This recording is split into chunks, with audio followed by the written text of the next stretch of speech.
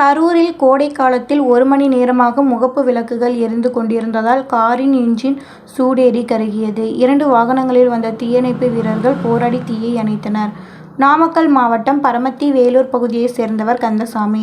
இவர் தனது உறவினர் ஒருவருடன் தனக்கு சொந்தமான காரில் கரூர் மாநகராட்சிக்குட்பட்ட வையாபுரி நகர் 4வது குறுக்கு தெருவில் வணிக வளாக கட்டிடம் ஒன்றின் மாடியில் ஜாதகம் பார்ப்பதற்காக வந்துள்ளார்.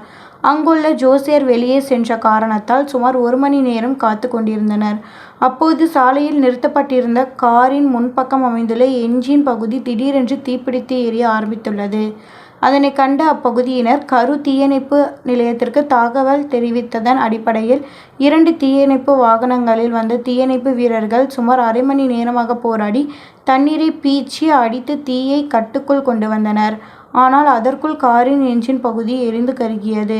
விபத்துக்கான காரணம் குறித்து கேட்டபோது காரின் உரிமையாளர் முகப்பு விளக்குகள் மற்றும் பார்க்கிங் விளக்குகளை அணைக்காமல் சென்றிருக்கலாம் எனவும், அதனால் கோடைக்காலம் என்பதால் என்ஜின் சூடேறி தீ விபத்து ஏற்பட்டிருக்கலாம் என்றும் அதிகாரிகள் தெரிவித்தனர். தீ விபத்தை அப்பகுதி பொதுமக்கள் கூடி நின்று வேடிக்கை பார்த்த சம்பவத்தால் அப்பகுதியில் சிறிது நேரம் பரபரப்பு ஏற்பட்டது.